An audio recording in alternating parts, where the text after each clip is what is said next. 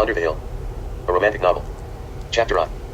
The Abbé Fanfrelucky, having lighted off his horse, stood doubtfully for a moment beneath the ombre gateway of the mysterious hill, troubled with an exquisite fear lest a day's travel should have too cruelly undone the laboured niceness of his dress. His hand, slim and gracious as La Marquise du Devant's in the drawing by Carmentelli, played nervously about the gold hair that fell upon his shoulders like a finely curled brook, and from point to point of a precise toilet the fingers wandered, quelling the little mutinies of cravat and ruffle. It was taper time, when the tired earth puts on its cloak of mist and shadows, when the enchanted woods are stirred with light footfalls and slender voices of the fairies, when all the air is full of delicate influences, and even the beaux, seated at their dressing tables, dream a little. A delicious moment, thought Fanfrelucky, to slip into exile. The place where he stood waved drowsily with strange flowers, heavy with perfume, dripping with odors. Gloomy and nameless weeds not to be found in Mentzelias. Huge moths, so richly winged they must have banqueted upon tapestries and royal stuffs, slept on the pillars that flanked either side of the gateway, and the eyes of all the moths remained open and were burning and bursting with a mesh of veins. The pillars were fashioned in some pale stone and rose up like hymns in the praise of pleasure, for from cap to base, each one was carved with loving sculptures, showing such a cunning invention and such a curious knowledge, that Fanfrelucky lingered not a little in reviewing them. They surpassed all that Japan has ever pictured from her Masons' Verts, all that was ever painted in the cool bathrooms of Cardinal Lamotte, and even outdid the astonishing illustrations to Jones's nursery numbers. A pretty portal, murmured the Abbé, correcting his sash. As he spoke, a faint sound of singing was breathed out from the mountain, faint music as strange and distant as sea legends that are heard in shells. The Vespers of Helen, I take it, said Fanfrelucky, and struck a few chords of accompaniment, ever so lightly, upon his little lute. Softly across the spellbound threshold the song floated and wreathed itself about the subtle columns, till the moths were touched with passion and moved quaintly in their sleep. One of them was awakened by the intenser notes of the Abbé's lute strings, and fluttered into the cave. Fanfrelucky felt it was his cue for entry. The Abbé. Adieu, he exclaimed with an inclusive gesture, and goodbye, Madonna, as the cold circle of the moon began to show, beautiful and full of enchantments.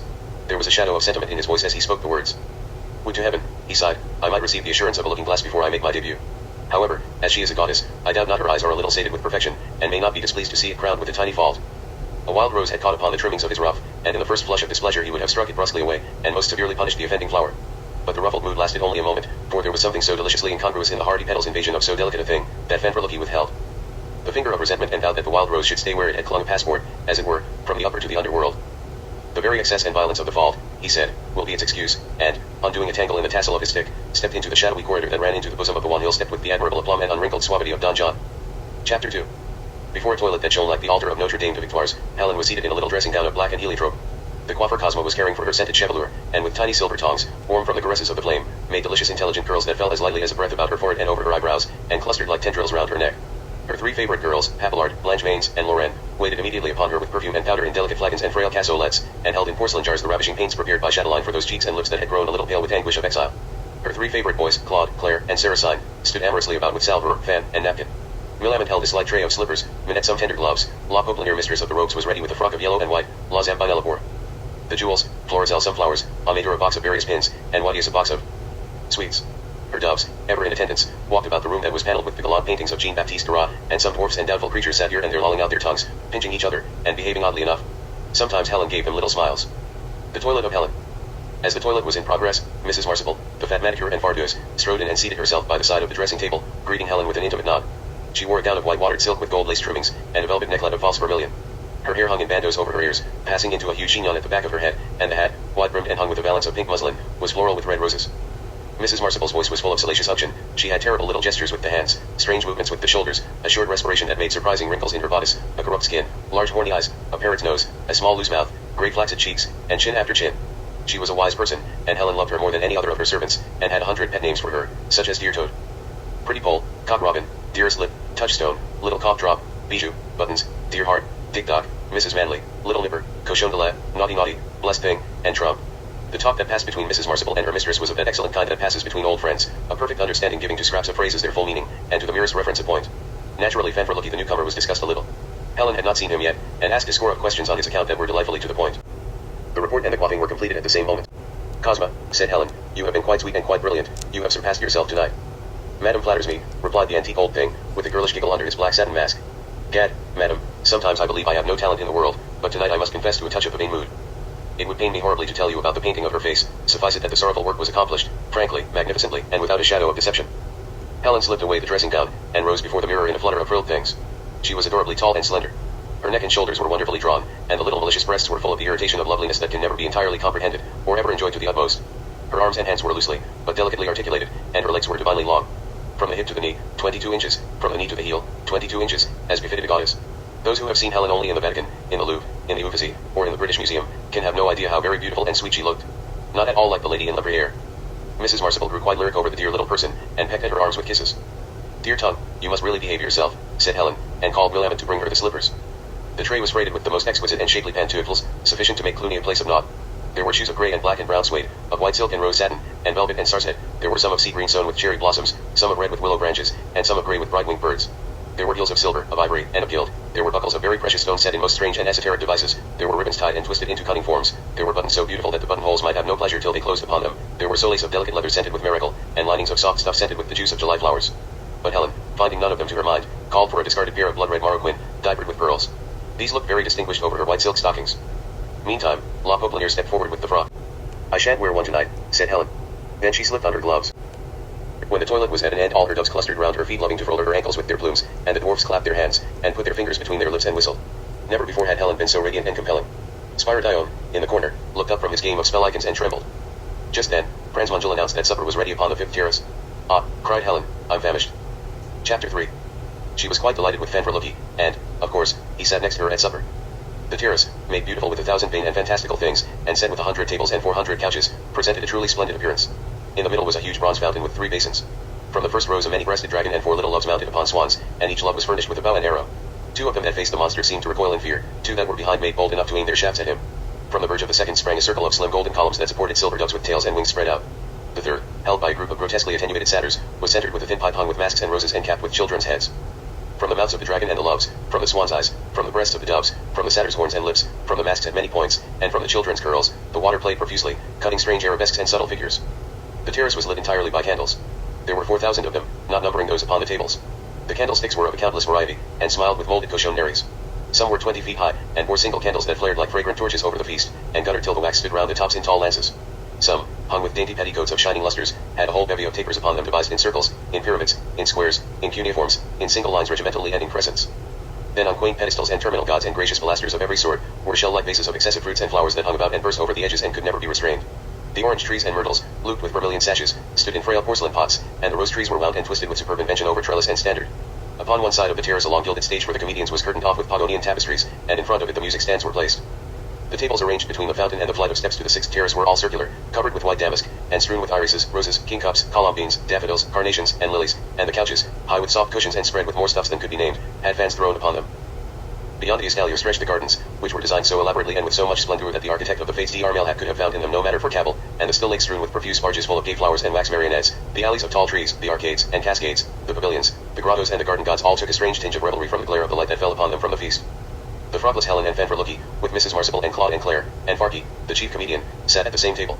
Fanfrelucky, who had doffed his traveling suit, wore long black silk stockings, a pair of pretty garters, a very elegant ruffled shirt, slippers, and a wonderful dressing gown, and Farky was in ordinary evening clothes.